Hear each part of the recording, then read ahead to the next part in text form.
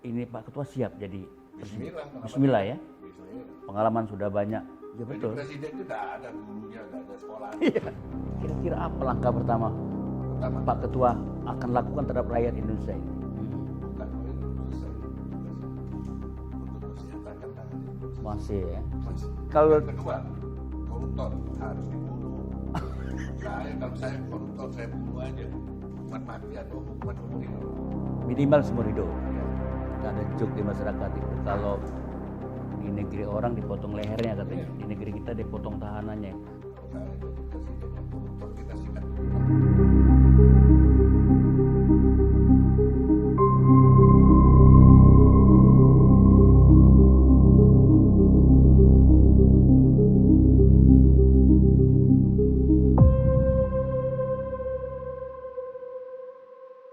Kalau di Amerika itu DPD RI disebut Majelis Tinggi, Senator.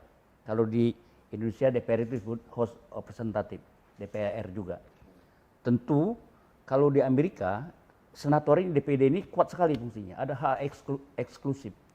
Misalnya perlu informasi kabinet dilantik harus lapor dulu ke senatornya.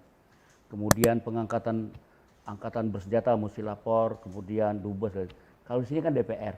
Nah, DPD kan belum. Nah, kita ingin tentu begitu posisi senator DPD RI ini. Tinggal menunggu waktu. Oke. Belakangan ini juga saya monitor di berbagai media Pak Ketua kita ini, Ketua DPD RI ini melontarkan gagasan menurut saya penting ya. Terutama kalau tidak salah Pak Ketua membuat presidensial threshold 0, betul? Kedengarannya ada kabar-kabar burung bahwa Pak Ketua mau tarung juga di kompetisi tahun 2024. Ini menarik ini. Ini juga publik ikut membicarakan nih. Ketua DPD ingin running di Pilpres 2024. Ini gimana sampai sejauh itu Pak Ketua untuk mencalon presiden? Saya itu kalau mencalonkan presiden itu kan semuanya apa ya? Ya, kalau saya bilang mencalonkan, dan saya itu selalu katakan bahwa saya baru mau menyelesaikan jabatan saya sebagai Ketua DPD di tahun 2024. Nah, berarti kan saya harus tanggung jawab masalah jabatan saya. Kemudian di tengah-tengah banyak relawan yang seperti saya Betul, sampaikan tadi. iya saya dengar. Mereka menggosok saya untuk jadi calon presiden ini. Itu urusan mereka. Tidak ada masalah buat saya. Betul. Toh nanti kalau seandainya pun juga saya menjadi calon presiden, salahnya di mana? Nggak ada salah tentu. Nggak salah. Setelah dipikir-pikir itu sudah lama nih Iya. dalam perjuangan ini, akhirnya yang kita berpikir, DPD mau calonkan presiden, kuncinya dari mana? Tentu kan partai politik kan. Tapi Pak usulkan, saya lihat di media, Ya, DPD ini mesti harus punya kekuatan juga. Makanya DPD mau calonkan presiden dari mana? Sedangkan kita ini loh non partisan. Kita mau masuk DPD itu tidak boleh berpartai. Nah terus mau calonkan presiden terus dari mana caranya? Nah makanya muncullah saya akhirnya mengundang Pak Andi Matalata ke kantor DPD mau tanya sebetulnya ini bagaimana ya? Presiden threshold 20% ini datangnya dari mana? Beliau bilang nggak ada ini.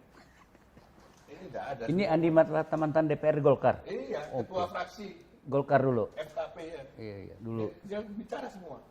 Betul Pak Andi. Pak Andi siap jadi saksi ahli. Oh siap. Saya ini aslinya nggak ada semua ini.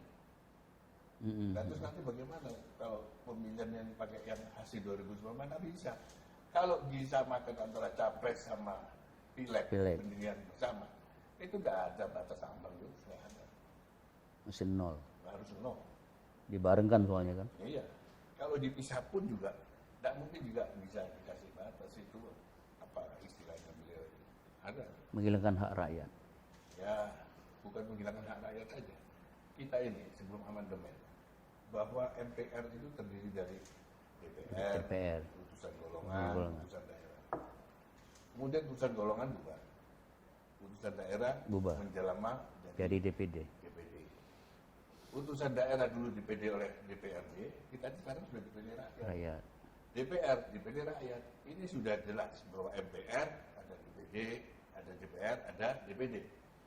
Ini kenapa kok DPR saja yang Jadi alat untuk mendukung alat untuk dibandingkan calon presiden? presiden. Kenapa nggak DPD? Kenapa tidak DPD? Nah, di dalam undang-undang dasarnya kan jelas bahwa harus partai politik, DPD, partai politik ada gabungan. Kenapa nggak dimasukkan sekalian DPD? DPD RI. Harusnya kalau fair, masukkan di bawahnya ini satu, bisa melalui DPD RI. non-partisan DPD RI. Nah inilah yang membuat akhirnya, wah kalau gitu saya tak calonkan presiden aja Dari DPD dari RI. DPD RI. Iya, iya. Akhirnya muncullah dukungan dari rekan-rekan anggota DPD, dorong saya untuk maju presiden supaya hak kita di sini ada. Iya, iya. Kan lucu, ada calon presiden dari DPR, Partai, iya. tapi calon presiden dari non partisan tidak ada. Nggak ada. Padahal dia ada sama-sama di dalam MPR. Kan kita sama-sama di Iya, MPR. MPR, DPR, DPD. Iya, kan kita sama-sama ada. Nah kenapa kok nggak ada? Akhirnya, oh kita harus maju sebagai calon presiden. Nah dari situlah angkatnya. Jadi ini menjadi salah satu tugas ketua DPD juga. Gitu. Apa ini dibicarakan dulu dengan Timja soal DPD perlu semacam kekuatan untuk mencalonkan DPR presiden Oh, enggak. di samping partai politik Ini aspirasi dari rakyat. dari rakyat ya. Yang saya jalankan ini aspirasi rakyat. Timja dia memperkuat lagi. Di luar nanti, ya. Nanti di ujungnya akan Ketemu ya. Insya Allah. Yakin. Betul-betul ini murni aspirasi rakyat supaya DPD Aspirasi rakyat. punya Justru cara. Karena aspirasi rakyat itu Iya.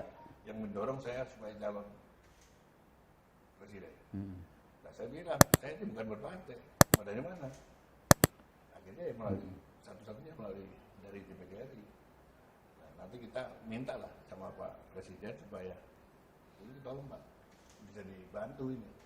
Iya, Amandemen konstitusi jangan hanya namanya parpol politik aja, ditambahi lagi satu pasal situ. Pasal DPD bisa DPD mencalonkan bisa diri. mencalonkan presiden. Iya, mencalonkan presiden. Ini baru adil. Iya dong. Iya, betul. Nah dulu nggak ada yang bersuara, nggak tahu saya kenapa. Sekarang ya harus ada berani. Bukan Yang- mungkin dulu nggak ada calon presiden dari DPD. Nah sekarang karena ada ya kita harus berani. Ya saya pikir anggota-anggota DPD secara simultan untuk membicarakan ini, mendorong ini kan supaya peranan DPD tadi lebih mantap, lebih efektif lagi, baik seperti partai politik lah ya. Iya. Dia bisa memberikan kekuatan representatif maupun kekuatan untuk menyusun agenda politik ke depan DPD RI. Nah tentu ini menarik ya. Kalau seandainya terjadi nih Pak, ini kita boleh berandai dong sebagai manusia. Terjadi perubahan amandemen termasuk mengamandemen DPD dapat mengusulkan calon presiden. Pak, ini Pak Ketua siap jadi presiden? Bismillah. kenapa Bismillah tidak? ya. Bismillah. Pengalaman sudah banyak. Ya, tokoh pemuda. Namanya pemimpin itu Iya, yang ngasih bukan orang kok yang ngasih. betul. Tuhan kok. Kita cuma berusaha ya. Saya jadi ketua DPD tidak pernah mimpi. Siap lah ya. Iya. Saya jadi ketua DPD cuma kita punya cita-cita boleh. Tapi kita selalu yakin kok bahwa jabatan itu Allah yang kasih. Iya, iya. Kalau Allah kasih jabatan itu ya kenapa tidak? Sama juga di DPD. Ya Jadi betul. presiden itu tidak ada gurunya, tidak ada sekolah. Iya, saya kan kaget Pak Bapak begitu langsung jadi ketua itu luar biasa itu. Satu stepping stone yang orang tidak perkirakan gitu. Bapak ini Pak Ketua jadi anggota aja orang udah senang gitu kan. Tiba-tiba jadi ketua Dulu gitu. Orang banyak yang ya nanti jalan kayak jalan buktinya lah gitu. Ya ini kan keliling kan ini baru pertama kali saya lihat ketua DPD betul-betul roadshow untuk memperkenalkan DPD RI. Ya kita belum cek dengan survei seberapa jauh rakyat ini sudah betul percaya sama DPD RI, sejauh mana rakyat kenal sama DPD RI. Kalau dulu masa-masa kami orang nggak banyak kenal dengan DPD RI. Nah, saya pikir perlu menggunakan survei dulu. Hasil keliling hampir 2 tahun ini efektif nggak memperkenalkan DPD dengan Saya nggak rakyat? pernah mau pakai survei. Kalau orang lain survei silakan aja. Kalau saya sih yang penting saya keliling dulu. Saya kan punya program. Ya. Keliling itu saya punya program yang akhirnya saya yakin kalau fair surveinya pasti mereka tahu. Iya, iya. Kalau fair ya. Ya kita Kalau semoga nggak fair ya banyak lah. semoga ini lembaga survei mendengar ini survei ini apa appeal ya seruan dari ketua DPD RI kalau survei lebih fair melihat fakta di lapangan sejauh mana rakyat Indonesia mengenal DPD RI. Nah terus Pak, keseluruhan dari anggota DPD setuju dengan langkah-langkah Bapak ini? Seluruh? Saya belum seluruh. Kalau 50% persatu Udah oke ya? Oh, berarti udah enteng lah ya? ini sudah kolektif kolegial. 50% persatu sudah cukup, Pak. Pimpinan oke lah kalau pimpinan ini semuanya? Ya, kalau ada yang nggak setuju saya tinggal. Saya anggap bahwa mereka masih belum tahu. Belum tahu dan... Nanti kalau saya jadi presiden benar, ya saya juga tahu siapa-siapa yang nggak dukung saya. Oh gitu. Tapi 50% persatu udah memenuhi syarat ya? Lebih malah. Jadi udah enteng pekerjaan ke depan ini, tinggal Insya Allah. amandemen apa namanya menjadikan DPD menjadi 2 kamar yang benar, amandemen supaya DPD bisa mencalonkan presiden ya. Bapak calonnya nanti siapa, pokoknya DPD punya peranan sama dengan partai politik. Mau tanda tangan dukung saya silakan dia suruh maju, enggak apa-apa. Melalui DPD kan nanti toh diputuskan sama DPD bersama-sama. Iya, iya. Kalau independen itu kan. Oke Pak, kita ini berandai-andai lagi ya. Betul-betul Bapak menjadi presiden. Kira-kira apa langkah pertama Pak Ketua akan lakukan terhadap rakyat Indonesia ini? Kita itu kan punya janji. Bung Karno ini belum selesai tugasnya. Untuk mensejahterakan rakyat ini belum selesai. Masih ya? Masih. Masih jauh bahkan? Masih jauh. Iya, iya. Jadi Nyatanya begitu. langkah pertama mensejahterakan rakyat. Harus. Apa yang mesti dilakukan dengan untuk mensejahterakan rakyat ini Pak? Apa pertanian dulu atau apa? Udah nanti aja itu. Oh nanti dulu ya? Nggak mau saya berandai-andai. Pokoknya saya jadi calon, saya sudah harus. Saya kalau Yang kedua, koruptor harus dibunuh. Kalau saya koruptor, saya bunuh aja.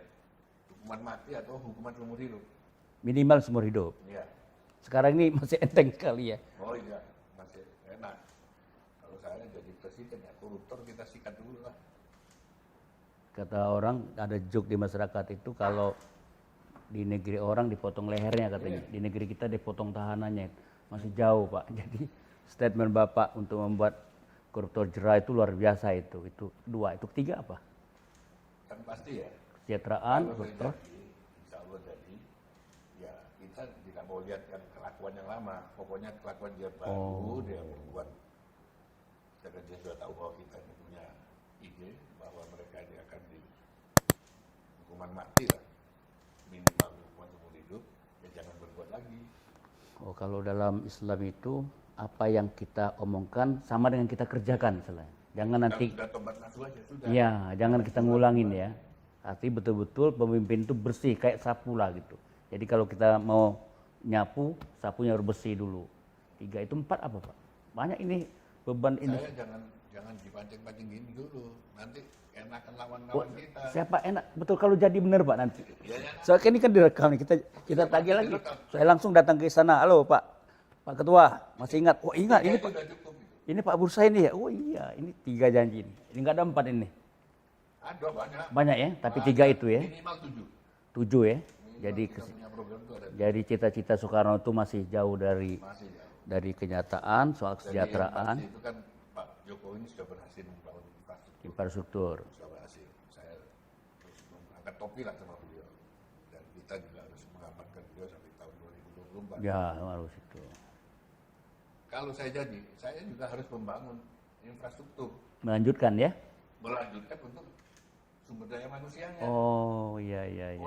Orangnya. Supaya rakyatnya sejahtera. Gitu. Jadi infrastruktur teknologi ya. Jadi itu sudah jalan ini. Iya iya. Otomatis. Otomatis. Tapi kan orangnya yang harus Diberdayakan kembali, Diberdayakan kembali. diperbaikin kualitasnya. SDM-nya manusianya ini. Supaya mereka bisa rakyat betul-betul sejahtera. Iya iya. Ada lagi Pak? Nanti banyak. Cukup 3 dulu ya. Masih banyak. Masih banyak ya. Masih banyak. Tentu 3 dulu disimpan dulu lah yang lain. Iya, Ya simpan dulu. pemirsa. Kita buka sekarang kan Ya. nanti orang pada nempel aja. Oh, ya. Nempel terus mau jadi tim sukses lagi ya. Banyak. Jadi gak ada lagi nih, 3 aja nih. Perlu ditambahkan nggak? Oh tambahnya banyak, tapi nanti aja. Nanti aja ya. Main panjang kita. Oh main panjang. Kalau kita jauh sekarang ini tidak diundang lagi saya Oh, sama. boleh. Iya iya. Kita kan main panjang lagi supaya kita ketemu terus. Betul. Sekalian sosialisasi kan. Tapi memang Pak ini kecanggihan Pak Ketua ini. Sekarang mana Pak ini luar biasa nih Pak Ketua ini keliling ini begini tiba-tiba ada isu mau calon presiden di samping untuk amandemen presiden. Yang menarik yang presiden yang terakhir, Pak.